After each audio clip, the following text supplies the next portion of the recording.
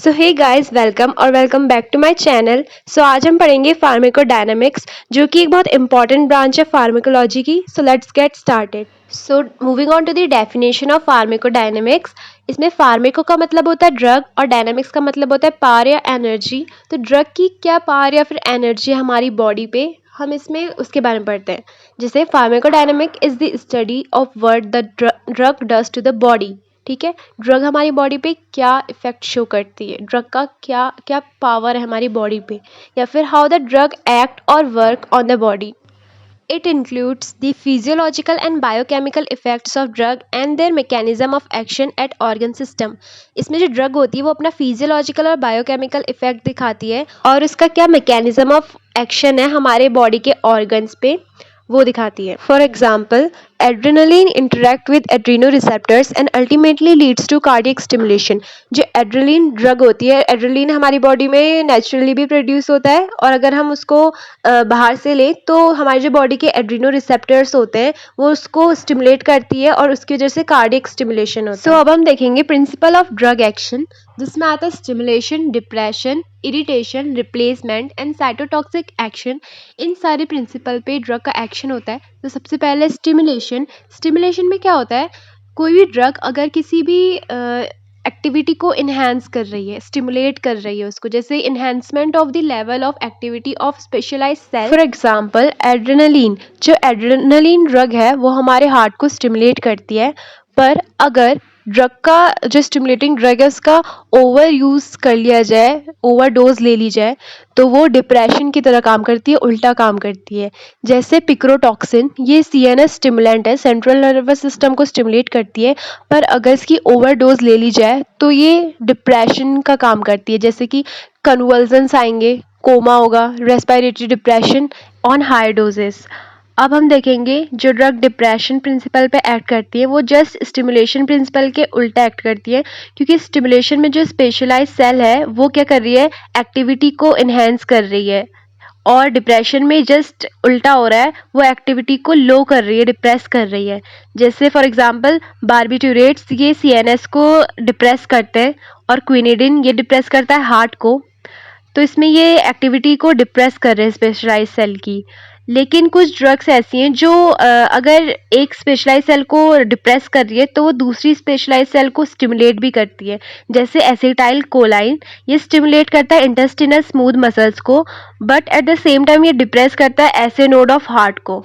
अब आता है इरिटेशन। इरिटेशन में बेनिफिशियल ड्रग्स भी आ सकती हैं और ऐसी ड्रग्स भी आ सकती है जिनका एडवर्स इफेक्ट होता है। जैसे counter irritant such as heat और an ointment increases blood flow to the site. जैसे कभी कभी हम कोई ऑइंटमेंट लगाते हैं उससे हमें थोड़ी इरिटेशन होती है, पर उसका वो काम क्या करता है, वहाँ पे ब्लड फ्लो इंक्रीज कर देता है ताकि वहाँ पे हीलिंग हो जाए। But strong irritants can cause inflammation and even necrosis. लेकिन कुछ इरिटेंट्स अपने एडवर्स इफेक्ट भी दिखाते हैं जिसकी वजह से वहाँ पे इन्फ्लामेशन हो सकता है और नेक्रोसिस भी हो सकता है। Then replacement. अब रिप्लेसमेंट का मतलब ये है कि अगर हमें किसी नेचुरल मेटाबॉलाइट या फिर हार्मोन की डेफिशिएंसी है तो हम उसे बाहर से एडमिनिस्टर करते हैं। जैसे इंसुलिन, जिन पेशेंट्स को इंसुलिन की डेफिशिएंसी होती है, डायबिटिक होते हैं, वो लोग बाहर से इंसुलिन लेते हैं। जैसे लीवाडोपा इन पार्किंसन, क्योंकि इसमें डोपामीन की डेफिशिएंसी होती है, and insulin in diabetes, and also iron in anaemia. Now cytotoxic action. इसमें जो ड्रग है वो सेल को किल कर देती है, होस्ट की सेल को नहीं, उसमें जो फॉरेन किसी भी पैथोजन की या फिर कोई भी सेल इन्वेड कर रही है उसको किल कर देती है। जैसे पेनिसिलिन होती है वो बैक्टीरिया को किल करती है, chloroquine malarial anti malarial drug होती है, जीडोब्यूटीन एचआईवी वायरस को किल करती है, और साइक्लोफॉस्फामाइड एंटी कैंसरस ड्रग होती है, कीमोथेरेपी में हम इसे यूज़ करते हैं। Mechanism of drug action. इसमें क्या होता है, जो ड्रग होती है वो फिजिकल और केमिकल चेंजेस ला देती है हमारे सेल एनवायरनमेंट में। जैसे स्टूल सॉफ्टनर्स, वो क्या करते हैं, हमारे स्टूल को सॉफ्ट कर देते हैं बाय ऑल्टरिंग सरफेस टेंशन, जैसे मैग्नीशियम हाइड्रोक्साइड। वैसे ऑस्मोटिक डायूरेसिस करती हैं ड्रग्स, जैसे मैनिटॉल, ऑल्टर करके ऑस्मोसिस को। Then majority of drugs produce their effects by interacting with the target biomolecules. अब ये जो प्रोटीन्स होते हैं वो एंजाइम्स भी हो सकते हैं, ion channels, transporters and receptors हो सकते हैं। और ड्रग्स क्या करती है, इन पे या तो इनहिबिटिंग इफेक्ट डालेगी या स्टिमुलेटिंग इफेक्ट डालेगी, या तो इसको इंक्रीज कर देंगी या डिक्रीज कर देंगी, मतलब ऑल्टर कर देंगी। देन सबसे पहले हम देखेंगे एंजाइम, जो कि एक प्रोटीन होता है और वो क्या करता है, ऑल बायोलॉजिकल रिएक्शंस करता है। ठीक है, सारी बायोलॉजिकल रिएक्शन उसी से कैरी आउट होती है। और ड्रग्स का क्या इफेक्ट होता है इसमें, या तो वो इन रिएक्शंस को, एंजाइमेटिकली मीडिएटेड रिएक्शंस को इंक्रीज कर देगी उनका रेट, या डिक्रीज कर देगी। जैसे adrenaline stimulate hepatic glycogen phosphorylase. ठीक है। देन आयन चैनल्स हमारी सेल्स में प्रेजेंट होते हैं। अब ड्रग क्या करती है, इन आयन चैनल्स के साथ बाइंड कर देती है और आयन के मूवमेंट को अफेक्ट करती है। जैसे इसका मोस्ट कॉमन एग्जांपल है कैल्शियम चैनल ब्लॉकर्स। ये क्या करती हैं, ये ड्रग्स कैल्शियम आयन के साथ बाइंड हो जाएगी और उसके मूवमेंट को अफेक्ट करेंगी, क्योंकि अगर कैल्शियम अंदर नहीं आ पाएगा तो कॉन्ट्रैक्शन नहीं होगी हमें मसल की। इसीलिए ये एंटी हाइपरटेंसिव मेडिकेशन की तरह यूज़ करते हैं हम कैल्शियम चैनल ब्लॉकर्स को।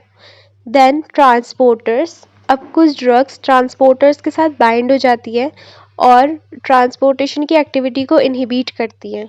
अब है रिसेप्टर्स बाइंडिंग साइट्स होती है, जो कहाँ पे होती है, या तो अंदर होती है या फिर सरफेस पे होती है इफेक्टर सेल्स के, और वो उनका खुद से कोई फंक्शन नहीं होता है, पर अगर वो किसी के साथ बाइंड हो जाती है तो वो एक रिस्पॉन्स को इनिशिएट करती है। अब रिसेप्टर्स के अंदर आते हैं एगोनिस्ट, इनवर्स एगोनिस्ट और एंटा एगोनिस्ट। जो एगोनिस्ट होते हैं वो क्या होते हैं, drug binding two receptor that brings about pharmacological action. जब ड्रग्स बाइंड करती है रिसेप्टर के साथ तो वो कुछ फार्माकोलॉजिकल एक्शंस लाती हैं, जैसे ओपियोइड्स, ये होते हैं एगोनिस्ट। अब जो इनवर्स एगोनिस्ट होते हैं, ये भी ड्रग्स बाइंड करती है रिसेप्टर के साथ, पर इनका जो एक्शन होता है वो अपोजिट होता है एगोनिस्ट से। इसके अंदर आता है GABA, that is gamma amino butyric acid. Then आता है एंटागोनिस्ट, ये एगोनिस्ट के बिल्कुल अपोजिट वर्क करते हैं, क्योंकि प्रोहिबिट कर देते हैं फार्माकोलॉजिकल एक्शंस को by preventing the action of agonist. So ये थे mechanism of drug action, and इसी के साथ हमारा फार्माकोडायनेमिक्स कंप्लीट होता है। Thank you for watching, hope you liked it.